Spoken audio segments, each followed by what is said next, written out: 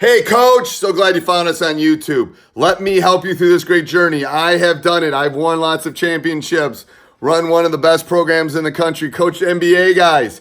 I can help you become a better basketball coach. Teachhoops.com, I started it for the sole purpose of coaches like you. Let me help you. One-on-one calls, office hours, videos with me, you name it, we got it. I am here to help. There's no other place you're going to get the coach's personal email address. I want to be your Yoda. I want to be your mentor. Let me help you through this great journey we call coaching. All right, enjoy, Coach.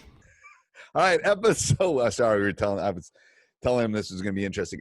Episode 102 of High School Hoops. But before we get started and talking, today's going to be an interesting topic, so you're going to want to hang on. Before we get going, I'd like to give a big shout out to our two sponsors. First of all, Dr. Dish. In my opinion, first of all, they're based in Minneapolis and Minnesota. Help these people out, help their business out. We should be helping all businesses out with COVID at this point, but these are great people. They've supported this podcast. They've supported basketball, and they have a great machine. They have a great thing that will help your players become better shooters. I guarantee it. That's my personal guarantee. I don't know what that's worth, 12 cents. But go over and check it out. To mention High School Hoops, they'll give you $350 off your next purchase. Also, go over and check out teachhoops.com for coaches who want to get better. It's the one-stop shop. It is Netflix for basketball coaches.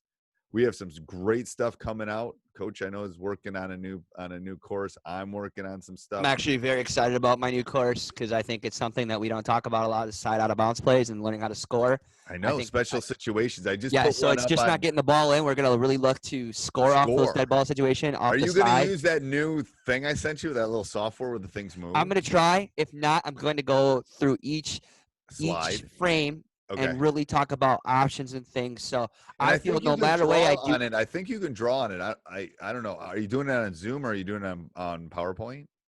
I'm going to be using Google Slides, and then I'll be using Loom to record my video. So can you draw on Google Slides while you're talking? You could actually. So that might be something like you could say, hey, this guy needs it, rather than this is, again, we don't edit this, so we're just having this discussion. Enjoy. Enjoy. But this is what teachhoops.com is all about. No, I'm just trying to think. Yeah. And then once you finish your master's, then you can start working on that little program I sent you. That'll help with moving things too, I think. Okay. Yeah. Anyway. All right. So what's the topic this week, Coach? The topic this week is we just want to talk about our offensive concepts and philosophy and just start talking about offense. The goal of our next two podcasts, the next 2 weeks, are talking about our concepts and philosophies about offense and defense. Today is offense. Next week will be defense. And then basically we're going to be outreaching to other people across the country, across the world, of what offenses do you want us to talk about? What defenses do you want to talk about? Each offense and defense has certain concepts and philosophies among it, but most coaches also have a certain belief in what they believe about what makes a good offense, or what the philosophy of offense is, and then what the offense and defense philosophy as well. So just going to talk about offensive as a whole today, and then next we're going to talk about defense. Yep. So here's my thought on offense as a whole. Talking about it as a whole, we'll get into specifics if it's a structured offense or quick hitters or whatever it is. Couple keys, and I think this is a key in any sport. I think, first of all, spacing is really important in your offense. You got to have proper spacing. As a soccer coach, you know that spacing is really important. Yep. So I think spacing is very important when you're thinking of an offense. I think movement is important. So that movement can be cutting, can be screening, can be all those things. And then I think it's putting the right people in the right spots. Those are my big three as far as doing an offense. So can I clarify? Because I think when you say movement, I think you're talking about the two aspects of movement, because we've talked about before, Steve, the three really key things. And you could talk about that in a second. I just want to elaborate on that because we've been talking about this for a long time. The key to any good offense is spacing, right? And player movement, and you're talking ball movement too, right? Yes. So the two components of movement and spacing are the three key essentials we've always talked about the last 2 years of this podcast. Right. But then the last thing you just said, I didn't mean to cut you off, but no, that's good. Keep going. That's exactly what I was talking about. Just clarity-wise, that again, it's really about spacing, which you just said, and then offensive movement. When we're talking about movement, it's the cutting and the screening and then also the ball movement. Right. Yes. And then I mean, was the next thing you're talking about? that's what I think the keys are. Oh, they are for sure. And that's where you gotta. So here's what I tell coaches too, the coaches that I mentor or talk to and teachhoops.com is you got to break it down to the basics. Like when we redid our offense 3 or 4 years ago, we broke it down to like, okay, let's start with nothing, and what do we want our players to be able to do? And then, we grabbed a little bit of dribble drive. We grabbed a little bit of read and react. We grabbed a little bit of, and that's fun. Now, you can just run dribble drive. You can just run motion. You can just run read and react. You can just run the swing. You can run the triangle. I mean, there's tons of offenses. That's one way. Another way is like basically breaking down, I'm going to make chicken noodle soup. Well, what is it? You better break it down to the broth first. And then what are you going to put into it? How long are you going to cook it? All of those things I think is really both on the offensive and defensive part. But what we were looking at is we were looking at our team. What do we have coming? What could we do well? What could we not do well? How could we adjust to those things? That was my thought. As far as offensive general things that you have to think about. This is stuff you should be thinking about when you're in your car, when you're walking your dog, when you're exercising. It's like, here's my team. Here are the things I want them to be able to do. How can I make them do that? And maybe they can't do any of them. Maybe you have to have a very structured offense. Maybe you have to have one where you just run quick hitters. I don't know.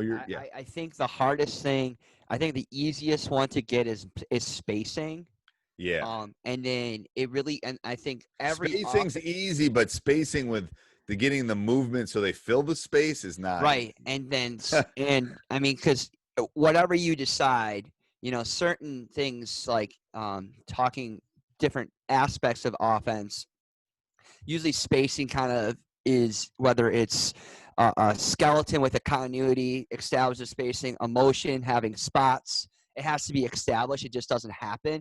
But what I've noticed in certain offenses, and whether it's a continuity or a motion offense or open flow offense, is that usually one is stronger with player movement and then not as good with ball movement, or vice versa.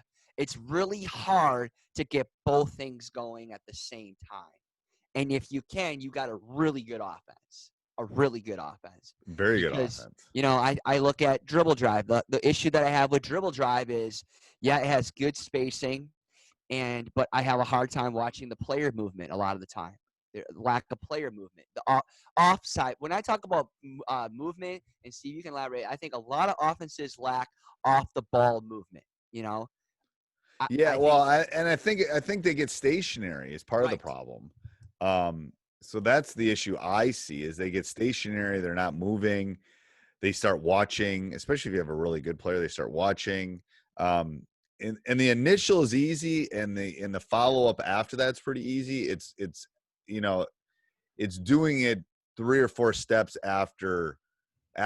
It tends to be the hard part, in my opinion. Keep moving, they'll do the initial move and then they won't do the second, third, fourth move. Or what I have noticed on offensive end is they keep doing the same move over and over. They pass and they always cut to the basket. They pass, they always cut to the basket. So they become like little robots. So breaking them of that robotic thing is harder than you think. When you're building or, what do they call that when you're cooking? When you what is that called? I don't remember. Anyway, go ahead. Senior moment. Go ahead, coach. Anything else offensively? And then I think when you're looking at offense, I have 2 things. Good offense is based on what you can do to break it down and make it effective. You just can't do something without breaking it down and making sure your players can do it in a 1v1, 2v2 situation, that you have to create breakdown drills. Too often, and younger coaches make this mistake. They pull drills or these offensive drills, and it doesn't build on what you do on the floor 5v5. Everything that you do offensively should be corresponding to what you do with your breakdown drills, your skill development. And so no offense is going to be good unless your drills that what you're doing to reflect that will make your offense better. The other thing is that I'm all about balance. My offense philosophy is all about balance. So I believe that a good team has a little bit of motion or open offense, some continuity, and some sets. Some Okay. some people believe in one way and one way only. But I like to have a balance of three because I think all three provide certain situations and certain opportunities that you need. That's my belief on it. So that's my thought. And then when you're able to push the basketball and be able to do it, I think that's always a good opportunity too. I think it is too. I think it is too. And then we're not talking, I mean, transition, secondary, all those things build into it. I personally thought when we were talking about this, we were just literally talking about half court. Half court. So, but even from the half court standpoint, then still, if we're not going to talk about full court, then I agree with you. Right. It's that I just believe that you got to have all three. You do. You do.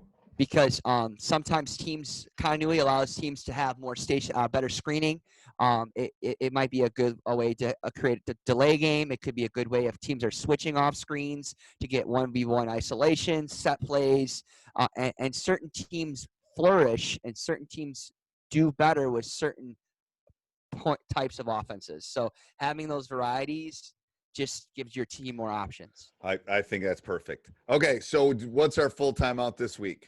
Do you have one? You were scrambling last week. You don't. That's okay. We'll take a pass. We'll take a pass today. I'm trying to be a dad and everything else right now. It's chaos. It's chaos. All right, no worries, Coach. All right, later. Till next week. Hey, Coach. So glad you enjoyed that video. Hope you did, at least. Let me know how I can help. Join teachhoops.com. I've been through it all. I've won championships, got a lot of rings. Let me know how I can help you become a better basketball coach, too.